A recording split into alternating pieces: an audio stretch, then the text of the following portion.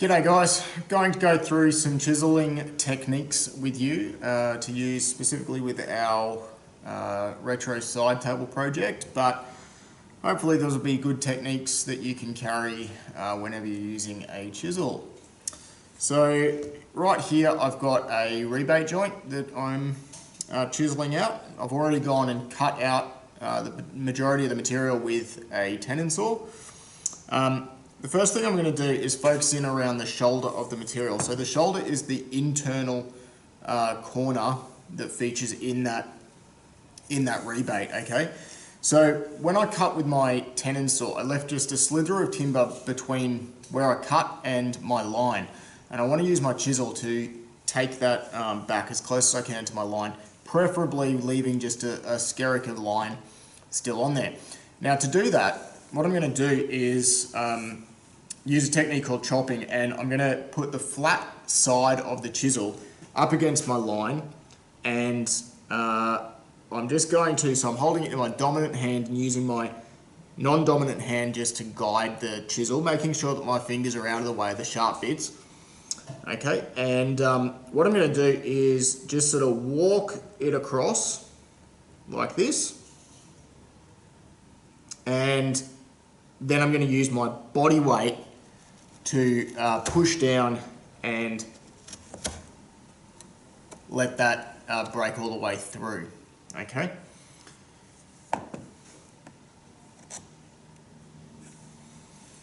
Okay, now I've never been a big fan of using a mallet or a hammer to strike the end of the chisel. That's something that is a little bit more acceptable in sort of building carpentry practices because there's less emphasis on the quality of the joint being really precise.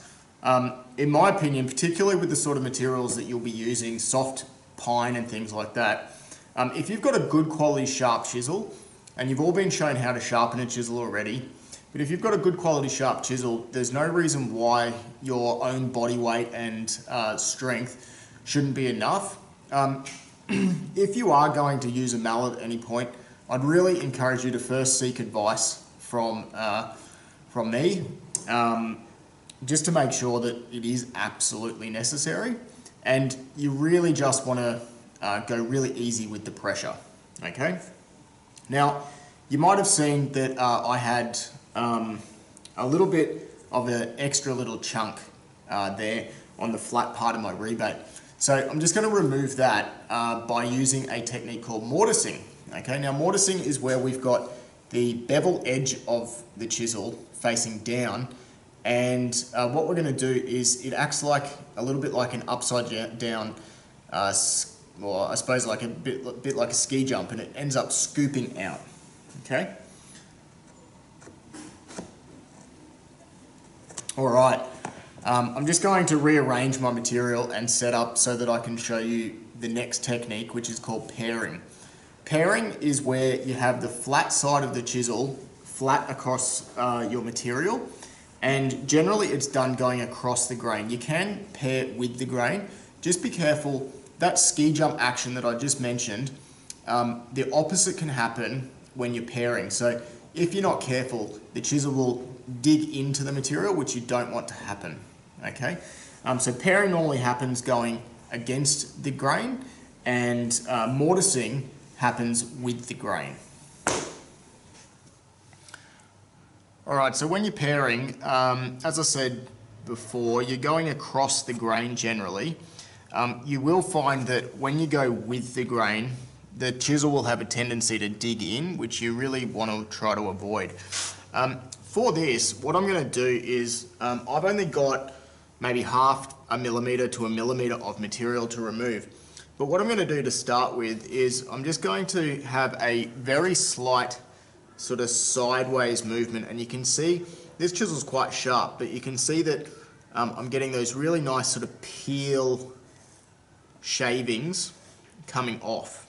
Okay, now obviously with a rebate joint, when it's glued up, it's the junction between the two pieces that's the most important. So we don't want to end up with an ugly gap happening there. So at the edges is the most important part.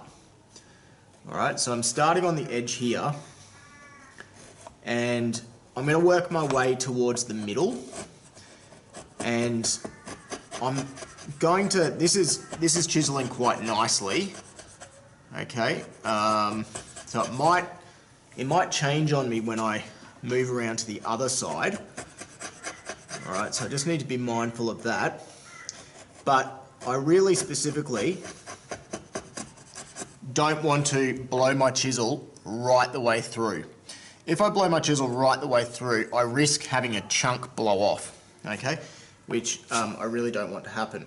So I'm just being really cautious to go down to my line, making sure that my fingers are always back behind the blade, okay, and because I've got that nice flat part of the chisel that I'm working with, I can try to keep that surface nice and flat. Okay, that's coming together really quite nicely. If you end up with bits that are sort of building up in that shoulder, you can use the chisel like a knife blade and just run that arris edge through the corner of the shoulder and clean that out really nicely.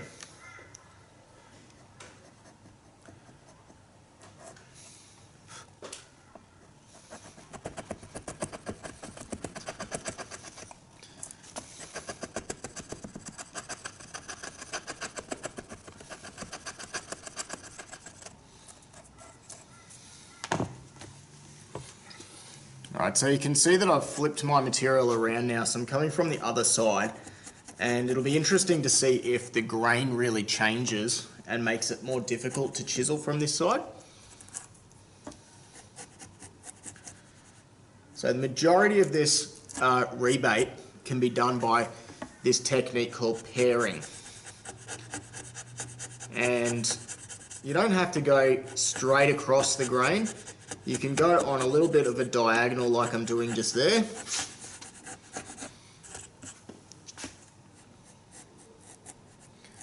Like I said, you just need to be a little bit cautious if you're going too much with the grain, because that chisel will want to bite in.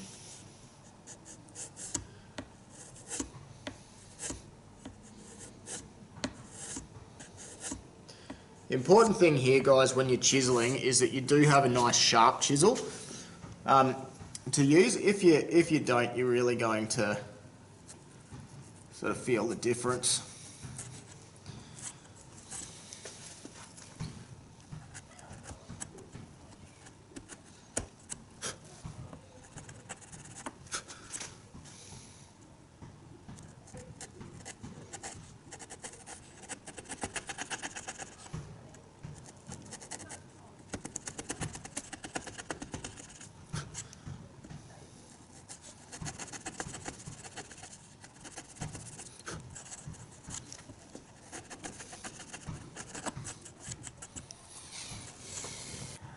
Alright, unfortunately I've just busted my tripod, which is a bit annoying, but as you can see, I've now gone and cut that whole joint out, and the timber actually looks pretty smooth, okay? You can see that that shoulder is nice and square, and if we look closely, I've been able to get fairly close to my line as well, hopefully not going through the line at all.